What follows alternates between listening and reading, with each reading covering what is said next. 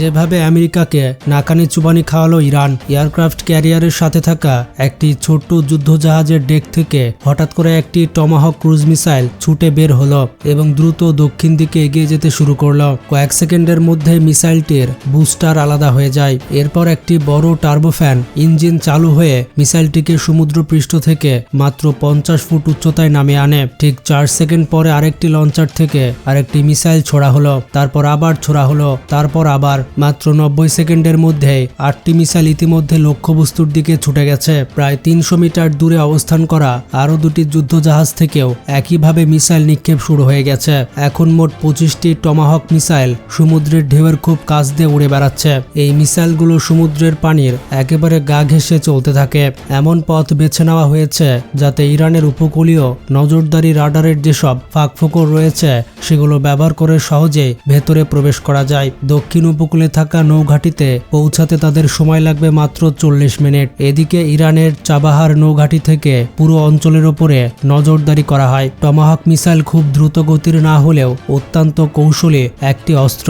খোলা সমুদ্রের ওপর দিয়ে প্রায় 600 কিলোমিটার প্রতি ঘন্টা গতিতে উড়ে যাওয়ার মানে হচ্ছে প্রায় 40 মিনিট ধরে এগুলো রাডারে ধরা পড়ার ঝুঁকিতে থাকবে। একটি মিসাইলের দাম প্রায় 30 কোটি টাকারও বেশি।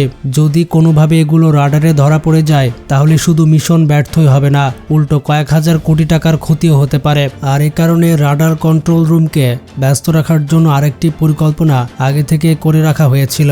দক্ষিণ সীমার ভেতর ইতিমধ্যেই ঢুকে পড়েছে কয়েকটি লুকাস ড্রোন। রাডার অপারেটর তার স্ক্রিনে কয়েকটি ধীরগতির লক্ষ্যবস্তু দেখতে পেল। এগুলো উপকূলের ভিতর দিক দিয়ে এগিয়ে আসছে মাত্র 90 কিলোমিটার প্রতি ঘন্টা গতিতে। কিন্তু সে বুঝতে পারছিল না কোনগুলো আসল ড্রোন আর কোনগুলো শুধু বিভ্রান্তি তৈরি করার জন্য পাঠানো হয়েছে। রাডার অফিসার বুঝতে পারলেন সবকিছু যাচাই করার জন্য তার হাতে খুব বেশি সময় নেই। তিনি চাইলে সাথে সাথে এয়ার ডিফেন্স সিস্টেম চালু করতে বলতে পারতেন। সাধারণত তারা S-300 সিরিজের এয়ার ডিফেন্স সিস্টেম ব্যবহার করে থাকে। এই সিস্টেম থেকে ছোড়া মিসাইল ঘন্টায় 3600 কিলোমিটারও বেশি গতিতে ছুটতে পারে এবং প্রায় 400 কিলোমিটার দূরের লক্ষ্যবস্তুতে আঘাত আনতে সক্ষম। কিন্তু একটি মিসাইলের দাম কয়েক কোটি টাকা।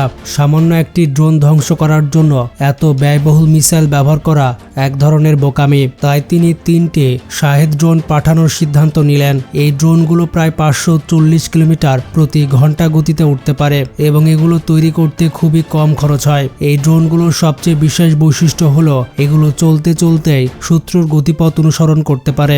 অর্থাৎ লক্ষ্যবস্তু যদি তার অবস্থান পরিবর্তনও করে তবু এই ড্রোন তাকে খুঁজে বের করার জন্য চেষ্টা চালিয়ে যায়। মাত্র কয়েক মিনিটের মধ্যেই রাডারে দেখা গেল সিগন্যাল একেবারে অদৃশ্য হয়ে গেল।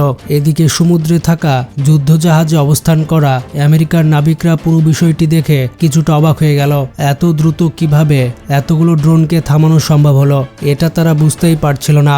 এদিকে টমাহক মিসাইলগুলো তাদের লক্ষ্যবস্তুতে পৌঁছাতে এখন মাত্র কয়েক মিনিট দূরে। ঠিক তখনই ইরানের রাডার কন্ট্রোল রুমে বসে থাকা একজন অফিসার হঠাৎ দেখতে পেলেন কিছু একটা তীব্র গতিতে তাদের দিকে এগিয়ে আসছে। রাডারে বেশ বড় একটা সিগন্যাল দেখা যাচ্ছে, অনেকটা একটি বড় বিমানের মতো। কারণ যে রাডার সাধারণত যুদ্ধ বিমান এবং বড় বিমান শনাক্ত করতে পারে সেই রাডারে কোনো কিছুই দেখা যাচ্ছিল না। তার হাতে তখন খুবই অল্প সময়। তিনি দ্রুত অত্যাধুনিক জ্যাসলন রাডার চালু করলেন। রাডার চালু হতে তিনি দেখতে পেলেন কয়েকটি মিসাইল তীব্র গতিতে তাদের দিকে ছুটে আসছে।